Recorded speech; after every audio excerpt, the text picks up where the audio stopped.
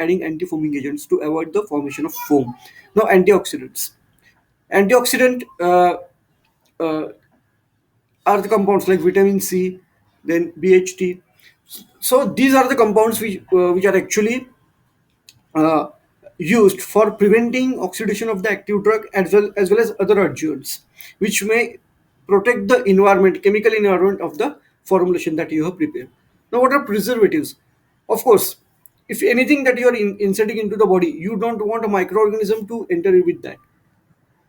Also, you don't want microorganism to digest or to decompose your active drug. So what we can do, we have to add antimicrobial. We are also calling it as a preservatives.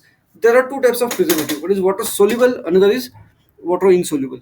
Water soluble are sodium benzoate, which one of the mostly commonly used uh, preservative, while water insoluble, which where they're used with the PEG, polyethylene glycol ethyl alcohol vehicles, like which are uh, lipophilic. Okay, so these are methyl paraben, propyl paraben. So only parabens are used. Okay, then chelating agents, then suspending and emulsifying agent. If you are using emulsion or suspension, then those agents to be added, and chelating agents to avoid any free metal particle and free radicals. So we are using catalytic agents like EDT, sodium disodium EDT or something. Tonicity. Now it is very important part. Tonicity adjustment is to be done. It is done by NaCl, dextrose, or polyethylene glycol. Why tonicity is most important part? Because if your formulation is not isotonic, it creates osmotic shock in the body, and if it is vigorous, even it is causing a death. uh, I'm not going to waste time, because this topic is telling about something else, and again we have time limitations. So I'll not focus much on isotonicity. Isotonic isotonic solution is something which is matching with the salt balance of the formulation. So uh, isotonicity should be maintained. If it is not isotonic, it causes cell death around the entry area and causes irritation. Now, once we have made a formulation according to previous slide, what we have done, okay, right? So we have added some everything. We have done all the things. Now, how to close this? How to fill this product into the containers? So containers used here are of two types generally in parentals. One is vial, second is ampule.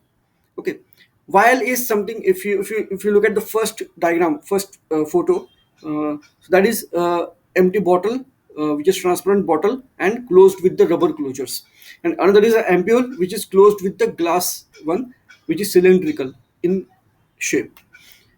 Okay, and downside you can see there are different shapes and of vials and ampules. So there are different shapes and sizes are being used. Now, what is the container made up of? Generally, containers that we are using, we should use glass. Borosilicate glass is preferred, because the glass is inert to the most of the chemicals, and it maintains the pH of the product. So, borosilicate glass is being used. Even nowadays, there is no much replacement with the borosilicate glass. But nowadays, there are a lot of other alternatives like epoxy coated vials. Epoxy layer is an inert layer, so we are coating uh, insides of the vials with the uh, inert epoxy layer, which causes stable chemical environment inside.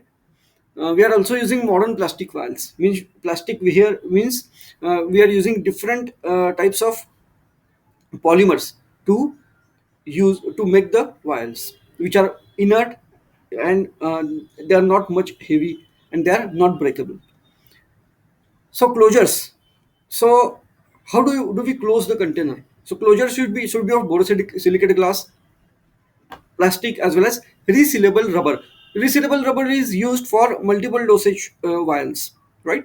So when you're inserting injection into it, that rubber is getting punctured and we are taking out the needle, that rubber is automatically, because of its elasticity, it automatically seals itself. Okay, so this is helpful for maintaining the asepticity. Next is filling and sealing should be done in aseptic area immediately after formulation. So nowadays there are machines which actually fills the specific quantity into the vial, and immediately it is being closed, and ampules are being sealed by heat method. Okay, so it is, glass is heated and immediately cooled with round surface, so the glass is being sealed properly. So but it should be done in aseptic area as well, as because there should not be any contamination, and it should be done immediately after the formulation is prepared. This is about containers and closures. Next is sterilization. Of course, there is the most important part is sterilization, because we don't want microbial contamination into it. So moist heat method is used for most of the drugs, which is autoclave. Here we are using steam. Okay, at 121 degrees Celsius and 15 pounds of pressure. Generally, we are putting this setup for 20 minutes. So even uh, if the product is thermal labile, so that time we can go for the radiation instead of autoclave.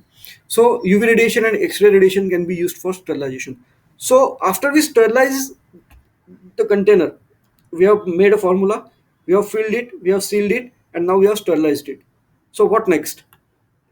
Next is quality control. Okay, so whatever you have prepared, it should pass the quality check. So what are the tests that we should do?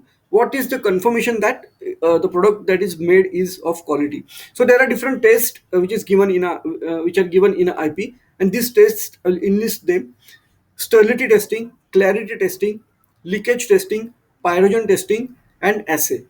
So I'll tell you importance of each test in a short. Because of time, I'm not going to go dig deep into the concepts. Sterility testing, to check whether the formula that you have prepared or the container you have prepared is really sterile or not.